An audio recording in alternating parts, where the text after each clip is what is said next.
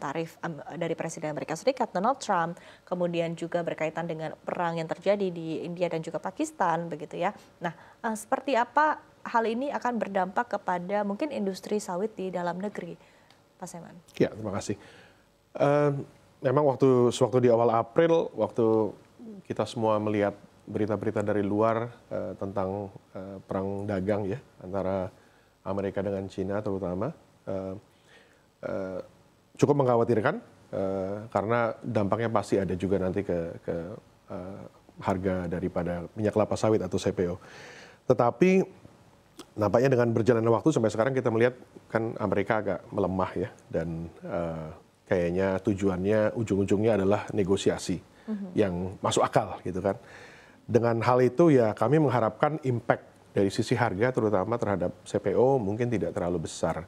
Walaupun memang dari April 2 bulan terakhir harga ada penurunan, tapi bukan merupakan penurunan yang mengkhawatirkan. Jadi selama ini sementara ini masih oke, masih kami bisa harap-harap cemas memang, tapi so far kelihatannya masih baik. Baik. Tadi harap-harap cemas begitu ya. Apa sebetulnya yang dicemaskan oleh para yang kami cemaskan adalah kalau misalnya perang dagang berkelanjutan, otomatis reciprocal tariff Amerika Cina maupun Amerika dengan Indonesia, otomatis harga CPO mungkin bisa agak terjun ya, terjun ke bawah maksudnya. Dan otomatis margin akan tergerus, profitability akan tergerus. Itu yang menjadi kekhawatiran terutama bagi kami. Oke, baik. Dan di satu sisi mungkin Anda juga bisa menggambarkan ya, ini kan sebetulnya uncertainty, dinamika ini kan memang sudah terjadi dalam beberapa waktu terakhir begitu. Tapi di satu sisi juga kita bisa melihat ya dari kuartal 1 2025 untuk kinerja dari CSRA sendiri begitu. Anda sendiri menggambarkan seperti apa ya efek yang terjadi sentimen di luar sana begitu ya dengan implikasinya kepada kinerja. Ya. Makanya di dalam RUPS tahunan kami yang tanggal 7 Mei yang lalu, kami paparkan kinerja full year 2024 dan first quarter 2025. Memang di situ terlihat sales yang baik, profitability yang baik, tapi di dalam acara RUPS tersebut juga kami jelaskan bahwa untuk tahun buku 2024 kami tidak membagikan dividen. Alasan kami adalah untuk menjaga cash flow, yaitu tadi karena kami mengantisipasi kalau sampai misalnya terjadi perang dagang yang berkelanjutan, terjadi resesi dan sebagainya, otomatis pada saat harga CPO terjun bebas ke bawah, paling tidak buffer cash flow kami masih cukup sehat gitu. Karena kan kami dari sisi prioritas saya selalu utarakan bahwa nomor satu prioritas tier 1 cash flow kami adalah tentu pembayaran gaji karyawan, operasional sehari-hari dan sebagainya gitu kan. Tier 2 adalah mungkin kewajiban kepada bank gitu kan, pembayaran pokok, pembayaran bunga, dan tier ketiga adalah capex atau investasi. Dan yang terakhir adalah baru dividen dan sebagainya.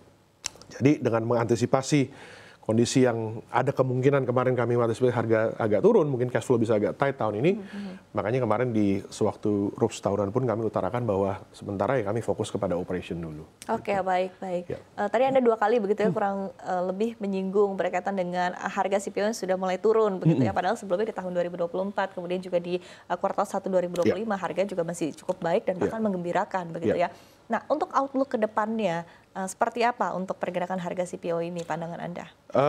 So far masih cukup positif. Saya kalau baca dari analis-analis di luar negeri, terutama dari Malaysia kayak MPOC, kemarin juga mereka baru mengeluarkan tulisan bahwa ekspektasi band harga masih di Rp3.700 sampai Rp4.000, di mana kalau harga masih di situ masih aman. Kami masih cukup comfortable gitu. Oke. Ya. Apakah ada strategi khusus ya? Karena sekali lagi uncertainty ini masih cukup kental begitu ya. Kita bisa melihat ini sentimen utama, kemudian juga ada kekhawatiran pelemahan ekonomi, ini juga begitu terasa dan terlihat juga ya pada kuartal 1 2025, meskipun sebetulnya dari otoritas menyatakan bahwa perekonomian kita masih baik-baik saja begitu ya, masih sangat baik, dan ketika di-compare juga dengan negara-negara lainnya begitu. Tapi apakah ada kekhawatiran pertumbuhan ekonomi ini akhirnya berpengaruh juga mungkin kepada target atau rencana produksi ke depannya? Ya, otomatis jadi untuk tahun ini kami tidak melakukan ekspansi. Capex juga mungkin agak dikurangi. Jadi kami fokus kepada cash preservation. Karena mengantisipasi kalau terjadi penurunan harga. Dan terutama kami tetap masih fokus kepada cost management sama production yield management yang optimal. Karena kalau harga jual ini kan sudah di luar kontrol ya. Ya. Jadi kami hanya bisa mengontrol apa yang kami bisa manage, bisa kontrol, yaitu cost dan produksi. Oke. Gitu. Ya. Oke, tadi Anda menyampaikan bahwa capex dikurangi, begitu ya? Ini capex dalam hal apa yang akhirnya dikurangi dan yang menjadi prioritas untuk capex sendiri? Kebetulan kalau kami sedang dalam penyelesaian pabrik PKS kami yang ketiga di Sumatera Selatan yang akan beroperasi di bulan Juli nanti, 2 bulan lagi. Dan mungkin semester kedua setelah pabrik ini selesai, sementara ini kami mungkin tidak melakukan ekspansi lahan dulu. Jadi kami wait and see sampai akhir tahun. Karena biasanya kami selalu mencoba untuk punya semacam kayak land bank ya, untuk target ekspansi setiap tahun gitu kan. Tapi mungkin setelah sampai akhir tahun ini sementara kami tidak lakukan itu dulu. Jadi kami hanya fokus kepada capex yang existing sambil wait and see sampai akhir tahun gitu. Oke, baik. Baik.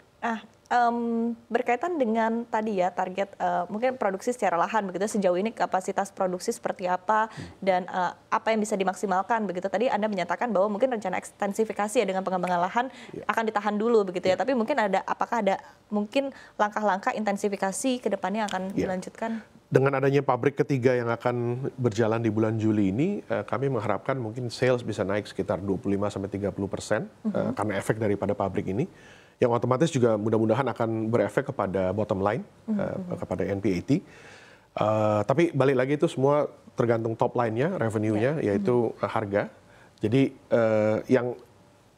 sekali lagi yang kami bisa fokuskan adalah optimalisasi produksi, tonase, cost management, dengan harapan harga masih bisa tertahan dengan baik di harga yang seperti sekarang atau mungkin lebih membaik. Otomatis akan translate ke bottom line yang lebih baik di akhir tahun. Oke. Ya. Dari situlah nanti baru kami planningkan untuk tahun depan kira-kira apakah akan ada ekspansi atau tidak dari sisi lahan. Gitu. Baik. Apakah ada concern khusus begitu ya di tengah kondisi saat ini, harapan-harapan dari para pelaku industri di sektor sawit sendiri? Kalau dari industri sawit secara keseluruhan, saya rasa mungkin tantangan terbesar kami sekarang adalah tenaga kerja. Kesulitan tenaga kerja itu makin tahun makin sulit untuk mencari tenaga kerja yang mau kerja di lapangan, di kebun. Karena kan memang bekerja di kebun itu secara fisik lelah ya. Gitu. Ini lebih enak di kantor gitu kan. Ya. Satu itu, kedua makanya oleh sebab itu teman-teman di perkebunan juga sekarang banyak termasuk kami melakukan mekanisasi, program mekanisasi. Mungkin pakai drone, pakai traktor gitu kan untuk ngangkut buahnya.